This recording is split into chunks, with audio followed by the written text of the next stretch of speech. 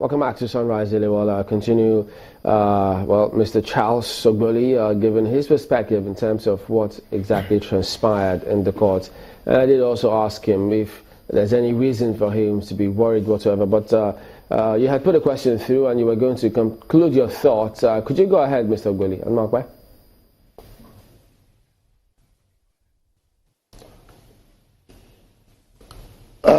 thank you very much. What I want to clear here is that I have no doubt with whatever they are doing in court, but linking the First Lady over issue that is before the court, mind you, is subjudiced for me to mention, but at the same time, those before the court are facing charges of money laundering, and that is best known to the EFCC. But what I'm saying is that the information being circulated in the print media are untrue stories of what transpires. And if you said that you are not after First Lady, the information we are having here is quite worrisome, because yesterday I was with AIT.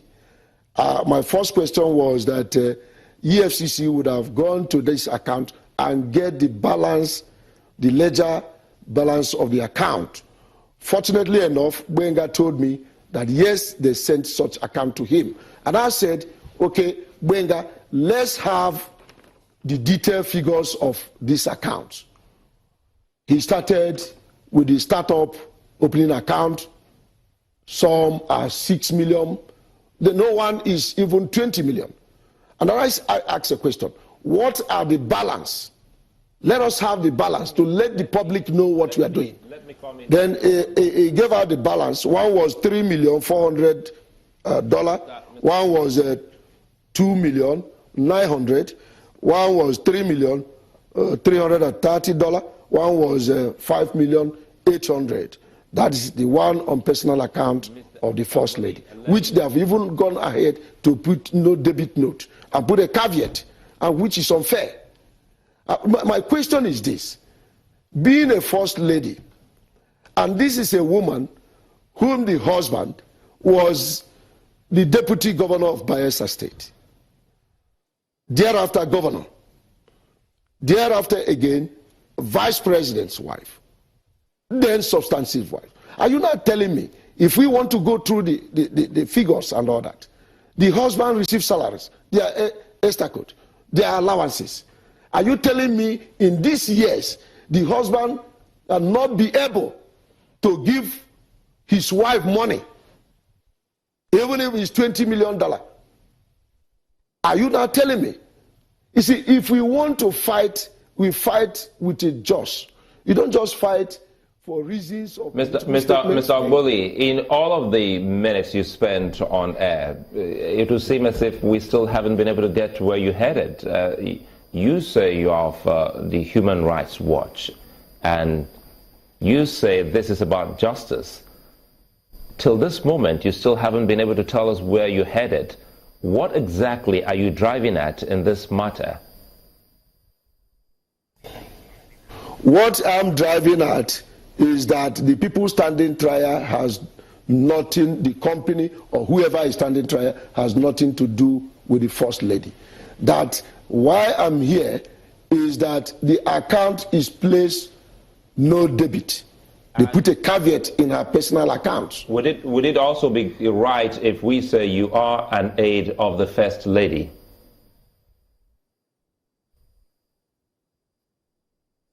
Well, I'm a lawyer.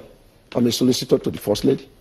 I think that should have been better for us because initially when we had you on this program, you gave us that you were an anti-corruption activist, because now bringing out what you want to call first-hand information, which you got from the First Lady, it would mean that you are counsel to the First Lady, isn't it? Yes. So now I think now that we get that's right, that you are a lawyer to the former First Lady. A minute, let me put this here. Now that we already know that you are a counsel to the former First Lady, how do you see this when yesterday another news broke from some militant group threatening the nation that if the no debit order is not lifted on her account, the nation will pay for it.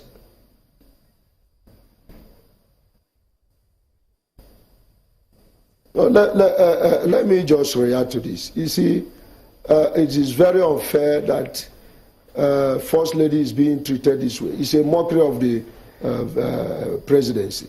That's not my question. My question is, if now we get into here some militant group threatening the nation that if the no debit order placed on her account is not lifted, some buildings will be bombed. And I'm saying that if you are a lawyer to the former First Lady, how did that news come to you? Well, I'm not a party to that. I don't believe in threat. I don't believe in any action that is not lawful. And if the militant threaten that they will do that, that is not what I'm here for. What I'm here for is to enlighten the public and let the public know what is happening. All right, that the pages of newspaper. Just hang on a minute. Enlighten us as well, because I mean, you spoke about how you have access to the First Lady. Now, we now know you're also a lawyer to the former First Lady. Could you then tell us, because we thought that that would have been part of the first few information you'll have divulged, where did all this money come from?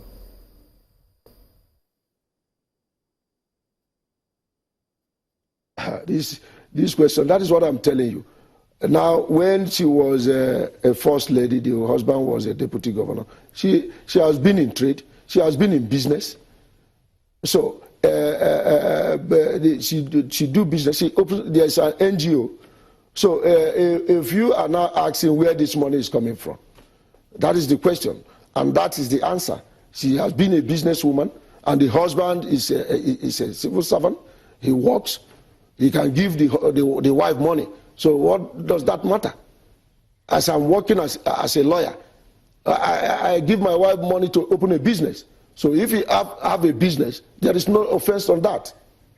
You know, because I mean, the EFCC usually they say lately what they've seen, the trend that they have seen is that politicians, they use their maids or their help, open an account in their name, but they then are the sole signatory to these accounts, and that's how money is laundered. And they also say, the EFCC, that they were actually investigating Judafa and stumbled on this case, and so they also have to look into it. But you seem to have issues with that, as though they were targeting the First Lady. That's the impression you give us. It doesn't. The issues, the impression. Look at what you are saying. Now, if they use their aid to open an account, does the aid has a PVN linked to that account? That's the question. So when you say aids are used to open an account, the aids will be used to open an account on that aid's name. But we are talking about a personal name of the First Lady.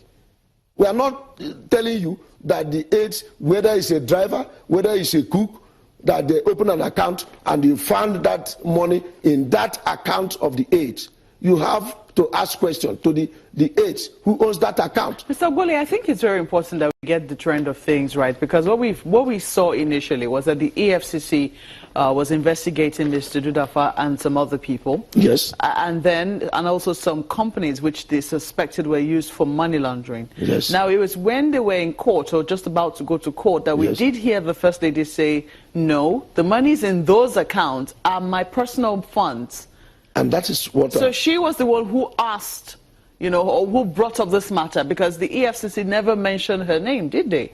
Yes. You know, why she made that comment was that the BVN, because the bank failed to effect a change of her personal name. How probable is it that a bank in Nigeria would, register or would open an account for a First Lady and, will be very careless as to not to, take very, very good information as to, whether it is a personal account or whether it is a company account? And that question, how probable is it? That question goes to the Skye Bank to prove.